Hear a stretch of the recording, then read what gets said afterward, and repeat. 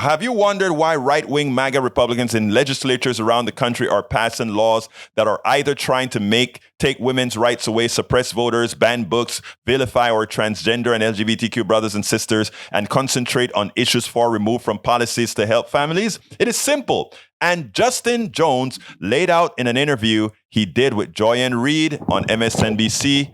Just read out. I want you to listen to this young man I consider a hero. Representative Jones, I want to read to you the list of what actually passed in your state legislature during this session.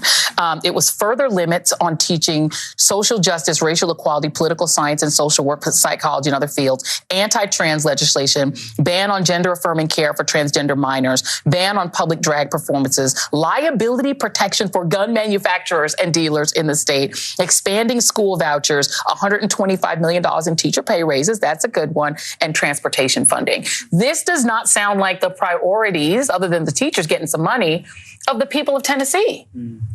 What is the point? I mean, that isn't a moral agenda. And even the teachers' raises, the part that is left out is that they attack teacher unions with that raise. Of course. And so there's always a catch. Yeah. And you see this immoral extremist agenda that's meant to deflect and distract from their failures. That in Tennessee, 1 in 5 children live in poverty. That we've had more rural hospitals closed per capita than any other state in the nation because we haven't expanded Medicaid. That we have, people who are homeless. That we have extreme poverty. And they wanted to focus on these issues because they don't want us to really talk about how they have failed as a supermajority. They control every branch of government in Tennessee, and our people, their lives are not getting better. Our people's lives are still suffering. And so I think that is what this agenda is. It's agenda to try and have you look over here so you don't pay attention to what's going on here. Yeah. I have to play this for you because I couldn't believe it when I was hearing it. This is a mom who is trying to speak with a representative named Scott Campbell. Yes. This is the exchange that blew my mind. Take a listen. Getting shot with a handgun versus an AR-15. Which one? Unsurvivable for a Which child. one? You don't want to give them even the slightest chance? There are a lot of ways that people can die. That blew my mind. So that seems to be the mentality. Is there anyone in the Republican side who thinks differently than that you could even come together with to pass gun reform legislation? There are some that will say it quietly behind a closed door, but do they have the courage of knowing what's right? Do they have the courage to put children before guns? That's our concern. I think there's 24 of us. If we could get 26 of them to agree, I think there probably are 26 of them that might agree with us. Do they have political courage? Do they have the ability to vote the right way, to put kids first before guns? That is the question. That is the question. That is, in fact, the question. Do they have the courage? Do they have the wherewithal to do so?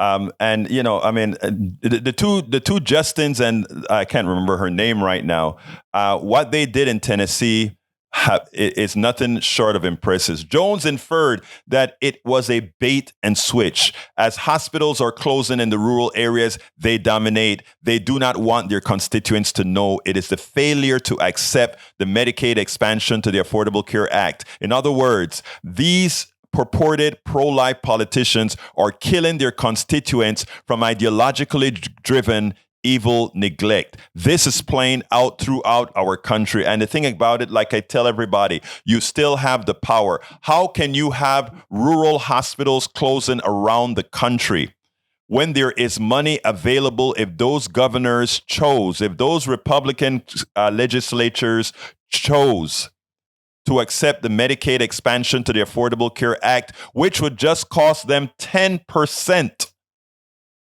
10%. So your life is not even worth a slight 10% of what it actually costs to serve you. This is in your hands, people. Whenever you have an issue going to the doctor, you can't because you can't afford it. Whenever you go bankrupt because of the way the healthcare is currently running, you have options. But right now, we have allowed ourselves to be snowed by the people in power who are paid to vote against your interests to ensure that your wherewithal goes up the ladder to the select few. You are the ones supporting it, my brothers and sisters. You are the ones.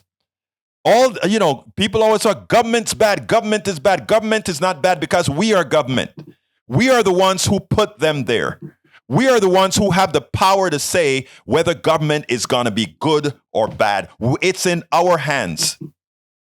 It's an abrogation of our duty. It's a dereliction of our duty as citizens of the United States. When we put people in there that knowingly causes harm, it is a dereliction of the vote that we have, the vote that we fought for. When this country was formed, only 5% of Americans could vote. We have worked it. Activists have worked it on and on. Women got the vote. Minorities got the vote. People started getting the vote over and over and over again. Folks, brothers and sisters, it's not a bad thing. I have one more minute here to go, so I'm going to say this real quickly. It's in your hands. Government is not bad. You are government. You chose how government is going to be. Let's do it. We spend a lot of time deconstructing the news, trying to parse it into a form that everybody can understand. We try to find those little nitpicks where it flies above the fray, etc.